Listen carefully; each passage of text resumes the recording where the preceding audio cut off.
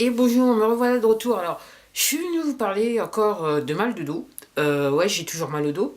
Et en fait, je fais cette vidéo suite à une rencontre que j'ai faite la semaine dernière. J'ai rencontré une personne qui avait elle-même mal au dos et qui s'était fait opérer. Et la conversation, en fait, curieusement, a démarré sur mes chaussures minimalistes, mes Five Fingers que j'avais. J'étais en train de porter, je portais ma paire de Trek Ascent. Et la personne m'a dit oui, c'est pas très bon ça pour les problèmes de dos. Et voilà, et j'avoue qu'on a parlé très amicalement, sans souci, voilà. Et j'expliquais à la personne que ça faisait 4 ans que je portais les chaussures minimalistes, j'avais aucun problème par rapport à ça, et qu'en fait j'étais très contente d'en porter.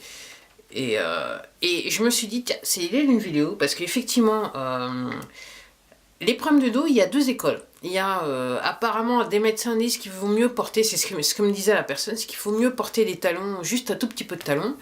Et puis il y a une autre école qui dit qu'il ne faut pas porter des talons. Ok. Alors, je suis une femme, j'ai porté des talons quand j'étais très jeune. J'ai jamais trop aimé porter des talons. C'est vrai que je préfère être confortable dans mes chaussures, donc voilà. J'ai toujours essayé d'éviter de porter des talons. Avant que je passe à la chaussure minimaliste, je portais de la basket. Alors, bien sûr, dans la basket, il y a des talons, mais en termes de confort, c'était mieux pour moi que les talons.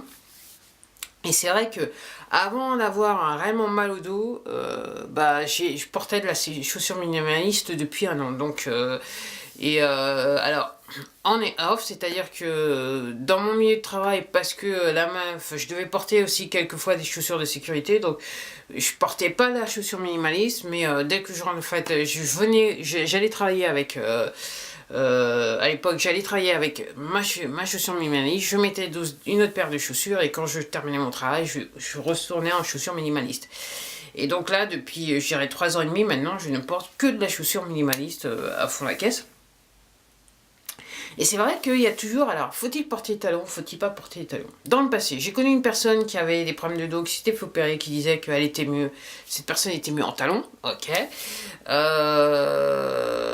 J'ai d'autres personnes qui, effectivement, préfèrent porter des baskets, des tennis, juste pour leur dos.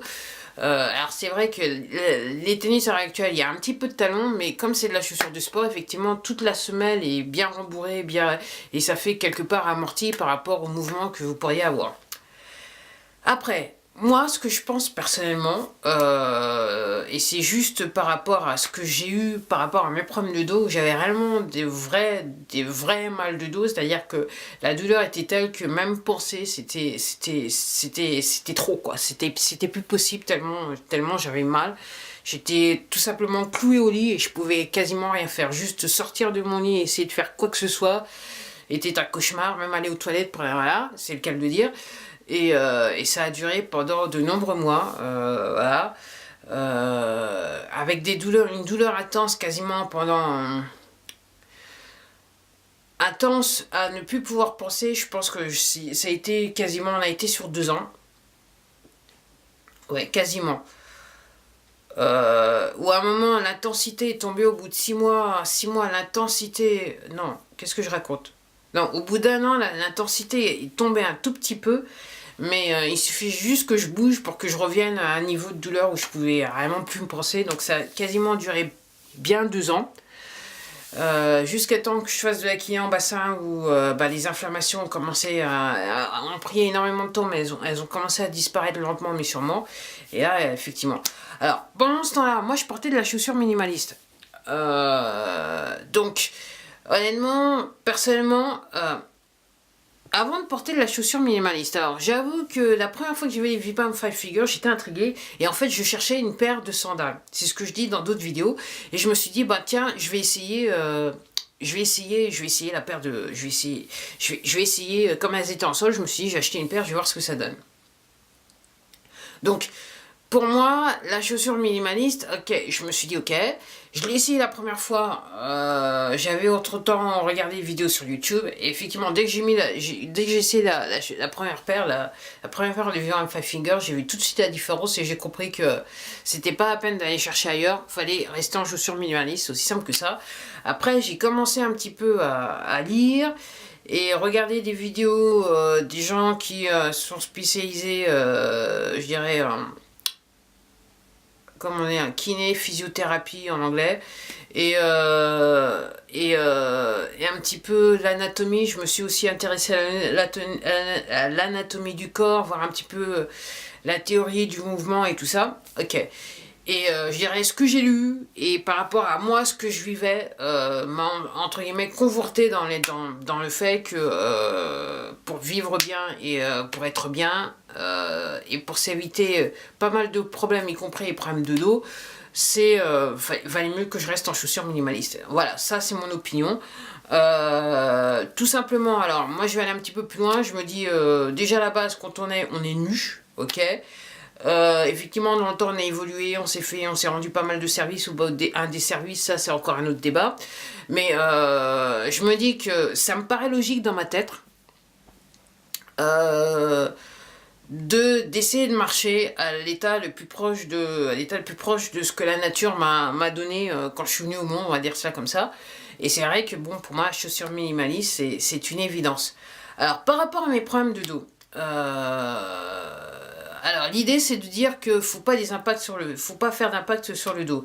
Après, par rapport à la physionomie et tout ça, et voilà, et l'anatomie, c'est de dire que naturellement, quand vous avez de la chaussure minimaliste, votre corps est équipé pour effectivement faire de l'amorti entre guillemets. Votre corps est configuré, ok, pour pouvoir courir, sauter, tomber, voilà, et pas mal de choses. Donc entre guillemets, votre corps réagit. Et clairement, après un accident de moto, je peux vous dire que clairement, au moment de l'impact et au moment de ce qui s'est passé, mon corps il a clairement réagi parce que, mis à part la cicatrice et mes 4 points de suture sur ma jambe, j'avoue que les jours qui ont suivi après, alors j'avais des bleus de partout, mais surtout j'avais mal partout parce que tout simplement au moment de l'impact, le corps se protège et en fait les muscles se sont contractés. Donc ça a pris quelques jours pour que ça se détende un petit peu, si vous voyez ce que je veux dire. Donc tout ça pour vous dire que moi je dis ce que je dis et ce que j'ai lu et ce que je comprends, c'est que naturellement le corps il est équipé pour. Alors le problème et que c'est la manière dont je le comprends, le problème c'est que quand vous portez la chaussure entre guillemets traditionnelle et classique, entre guillemets, si vous avez des talons, entre guillemets, vous recentrez votre centre de gravité, le poids de votre corps, ça agit, tout ça. Alors que si vous êtes sur la chaussure minimaliste normale, effectivement, pour passer de la chaussure traditionnelle à la chaussure minimaliste, effectivement, faut prendre un petit peu de temps, il faut s'habituer, parce que ça se fait pas tout seul, parce que tout simplement... quand vous passez à la chaussure minimaliste et que vous avez une semaine très fine, tout simplement, vous apprenez à remuscler, votre corps dans les faits se remuscle. C'est-à-dire que vous allez retravailler les muscles qu'il y a dans les pieds, dans les jambes, les tibias et tout ça. Et donc, il faut un moment d'adaptation. Mais une fois que c'est fait, alors c'est vrai qu'au début, ça peut paraître un petit peu chaud. C'est vrai qu'il ne faut pas tout faire tout de suite. C'est-à-dire l'histoire de courir et tout ça, faut le faire progressivement pour que le corps s'habitue, se remuscle, entre guillemets. Mais une fois que c'est fait, après, entre guillemets, ça pose pas de problème. Alors, par rapport à mes douleurs de dos, alors, ce que je vais expliquer, c'est que ce que j'ai expliqué dans d'autres vidéos, c'est que pendant l'hiver, j'ai pas de chaussures minimalistes pour l'hiver. Donc, en gros, je marche en Timberland. Okay, j'ai une paire de Timberland. Et c'est vrai que quand j'avais très très mal au dos, personnellement, je voyais la différence entre le moment où il faisait, pendant l'hiver, il faisait pas trop froid et que je pouvais encore m'en tirer entre guillemets en mettant de la chaussure minimaliste avec des chaussettes bien chaudes, et il fallait faire voilà 5 minutes de marche, et les moments où il faisait réellement très froid, il fallait mettre la chaussure Timberland. Et c'est vrai que quand j'étais en Timberland et que j'avais réellement très mal au dos, j'avoue que mes sorties se passaient pas trop bien, alors qu'en chaussures minimalistes, c'était juste un tout petit peu mieux. Alors, encore une fois, ce n'est que mon expérience, ce n'est que moi. Je sais que ça va être sujet à discussion, et puis probablement je vais avoir des commentaires sur cette vidéo. Mais tout ça pour dire que moi, je pense pas que c'est incompatible, et que quand vous avez ma conviction personnelle, après ce que j'ai lu et ce que j'ai vu, ce que j'ai entendu, c'est que, évidemment, ma conviction personnelle, si vous avez des problèmes de dos, peut-être marcher pieds nus, ça peut vous rendre beaucoup service. Et alors, pourquoi je dis ça? Après, je vais encore appuyer ce que je suis en train de dire. Athlétisme, boxe, athlétisme, boxe, l'escrime, non, pas l'escrime, l'athlétisme, le boxe, la boxe, qu'est-ce qu'il y a d'autre encore qui, voilà.